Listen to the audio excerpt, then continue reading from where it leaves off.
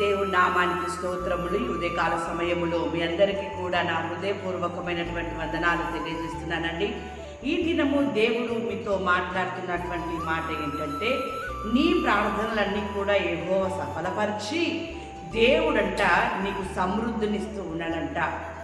దేవుని బిడ్డలారా, మీ ప్రార్థనలు ఆయన విన్నాడు. మీ విజ్ఞాపనలు, మీరు మొరపెట్టిన విధానమును ఆయన విని, ఆయన మీకు ఏదైతే కావాలని మీరు ఆయన ఎంత అడిగి ఉన్నారో వాటన్నిటిని కూడా ఆయన సమృద్ధిగా ఇస్తాను అని చెప్పి మాట్లాడుతూ ఉన్నాడు. చూడండి, ఇక్కడ వాక్యం సెలవిస్తూ ఉంది కదా, మీరు ఐగుప్తు దేశంలో నుండి వచ్చినప్పుడు నేను మీతో చేసిన నిబంధన జ్ఞాపకం చేసుకొనుడి, నా ఆత్మ మీ మధ్య ఉన్నది కనుక భయపడకుడి. అవును దేవుని బిడ్డలారా, మీరు చేసినటువంటి ప్రార్థనకు జవాబు పొందుకుంటాము అనేటటువంటి నమ్మకము మీలో ఉన్నట్లయితే దేవుడు మీకు సమృద్ధినిస్తాడు. ఎలాంటి పరిస్థితుల్లో మీరు ఉన్నారో, ఎలాంటి స్థితిలో మీరు దేవునికి మొరపెట్టి ఉన్నారో మీరు భయపడకండి. ఆయన మీ మధ్య ఉన్నాడు. మీకు విడుదలనిస్తాడు, మీకు విజయమునిస్తాడు, మీకు స్వస్థతనిస్తాడు. అన్ని విధాలుగా మిమ్మల్ని సమృద్ధిగా ఆయన ఆశీర్వదిస్తాడు. ఆ రీతిగా సమృద్ధి అయినటువంటి స్థితిని ఆయన మీకు ఉదయకాల సమయములు కలగజేయబోతూ ఉన్నాడు. దేవుని బిడ్డలారా, వాక్యం ఈ రీతిగా ఉంది. ద్వితీయోపదేశ కాండము 33వ అధ్యాయము 28వ వచనంలో వాక్యం ఈ రీతిగా ఉంది.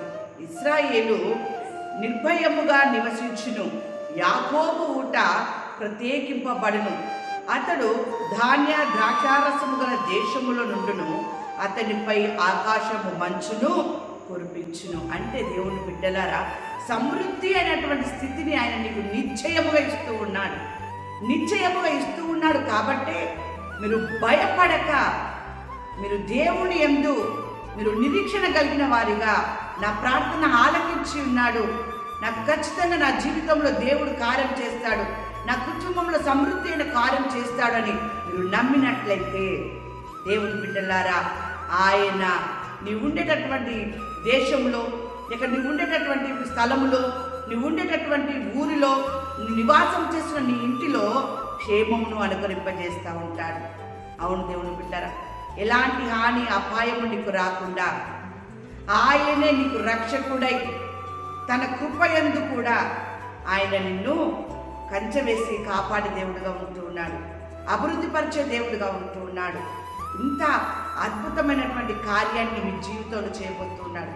మీ శత్రువులను వెళ్ళగొట్టి, మీ శత్రువులను నశింపజేసి ఆయన నీ ఎదుట గొప్ప అద్భుతములు చేయబోతూ ఉన్నాడు. నీ ఎదుట ఆయన గొప్ప ఆశ్చర్యములు చేయబోతూ ఉన్నాడు. అటువంటి సమృద్ధిలో నిన్ను, నీ కుటుంబాన్ని ఉంచి ఉదయకాల సమయంలో ఆయన మిమ్మల్ని నిండారుగా దీవించి ఆశీర్వదించును గాక.